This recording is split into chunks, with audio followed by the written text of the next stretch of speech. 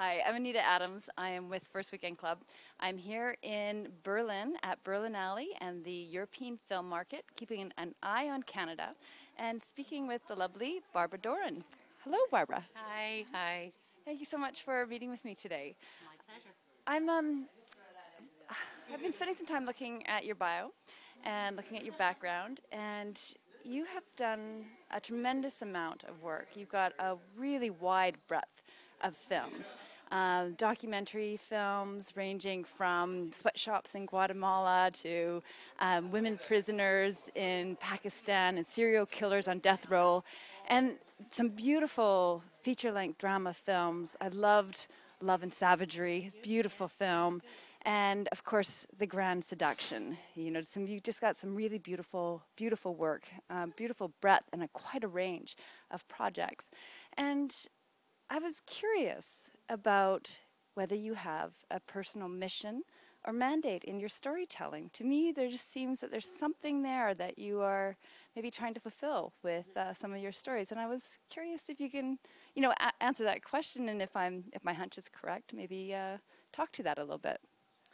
Well, I think in the beginning I did have a mission. I came into film as a feminist and a social activist, so I focused my work in the early years on women in the developing world, violence against women, child sexual abuse, that kind of those kinds of documentaries. And I also I did a lot of co-productions with the National Film Board, which I think really sets a framework for you of telling stories that have some relevance, be they social or political relevance. I'm not interested in telling stories for pure entertainment. I mean, that sounds a bit highbrow, but it's if there's something in there that reflects on the human condition. But even entertaining stories can reflect on the human condition. It doesn't have to be documentaries that do that. I guess the films that I'm not interested in are escapism.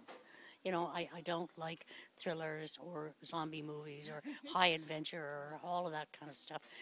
Leave that to somebody else. I want to tell stories that, first of all, will resonate with me. And if they resonate with me, I'm hoping they'll resonate with an audience.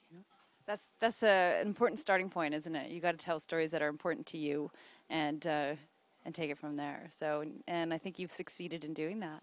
So, in the 30 years that you've been producing and directing films, and writing, of course, and being a woman in the film industry, have you seen much change in the film industry for women specifically? Unfortunately not.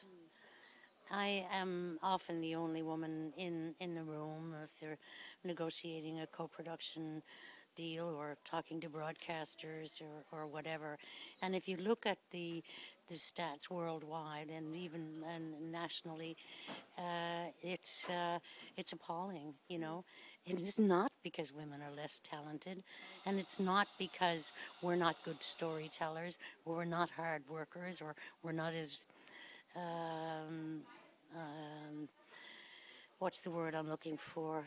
As worldly, in a sense, It's the way the world is shaped, and it's going to take a very long time to change it. Although when you hear people, like Scorsese in Cannes, talking about the absence of women, you think, okay, well, this is not exactly progress, but it's not.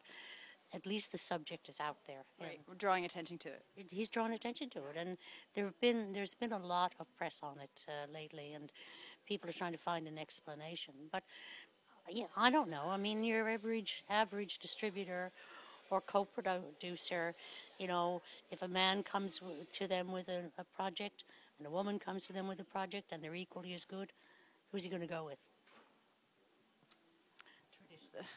Yeah, I'm not even going to say. Yeah. That's what we fight against all the time, and of course you can't be seen to be fighting, because then you're, right. Then you're a feminist and you're shrill and you get labeled for that. So you have to be very diplomatic at the same time, pushing your own work and in a broader sense, pushing the work of women. Well, that was leads me to my next question, actually. What advice would you give young, emerging female writers, directors, producers that are just getting a start in the industry?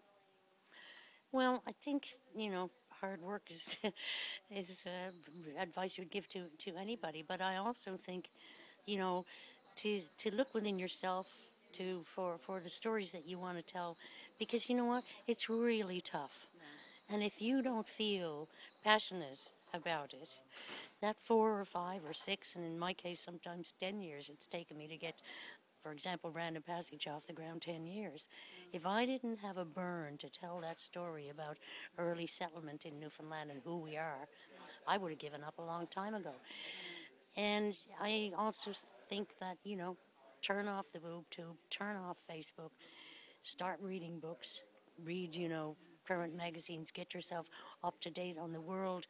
That's a broader perspective than the perspective you might get from watching television or being on Facebook all the time. Right.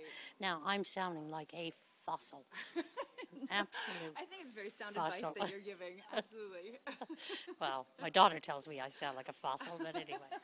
That's what daughter's supposed to do, right? I don't know. That's what I get from my daughter, too.